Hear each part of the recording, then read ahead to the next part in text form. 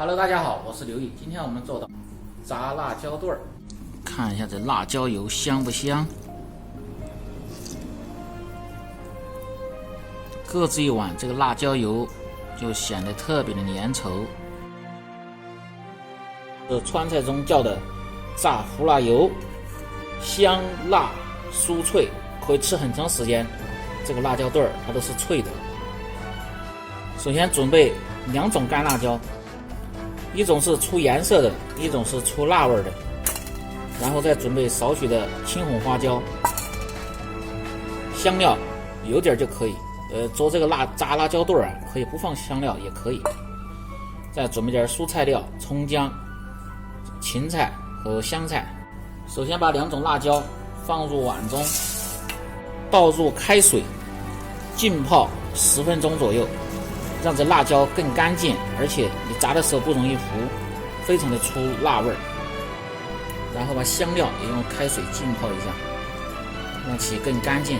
这些花椒啊，用高度白酒浸泡10分钟，然后把葱姜、香菜、香芹稍微拍一下，切成段儿，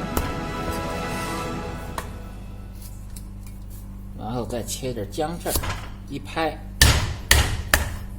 然后剁碎，泡好的辣椒段先控水，再冲洗一下。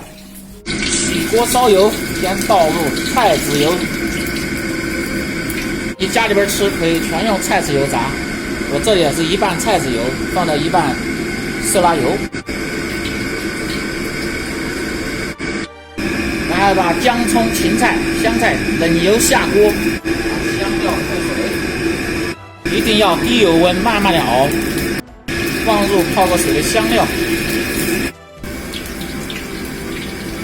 熬至姜葱发黄的时候，然后捞出，然后下入控干水分的辣椒段儿。炸这个辣椒段儿一定要中火慢慢的炸，熬出里边的水分，这样炸出来的辣椒油就是色香味都俱全。准备一个大的碗，放入芝麻增加香味，然后再倒入少许的高度白酒，加入白酒是熬出来的辣椒油味道更香更醇厚。炸至辣椒表面微微的发白，下入这个泡过这个花椒，熬至辣椒呈枣红色，壶里边你看不见水泡的时候就可以关火。像这样，这会儿你能听见辣椒的声音，感觉也是比较脆的了。如果放凉了，这辣椒更脆。先浇一勺热油，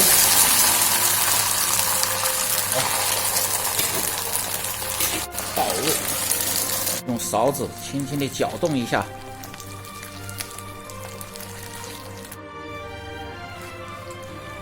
像我这个方法做出来的辣椒段儿，可以搁置很久，这辣椒段儿都是非常的脆的。不管你是做凉拌菜也好，还是直接吃这个辣椒段儿也好，都特别的香，特别的酥脆。爱吃辣的人，这个吃得特别的过瘾。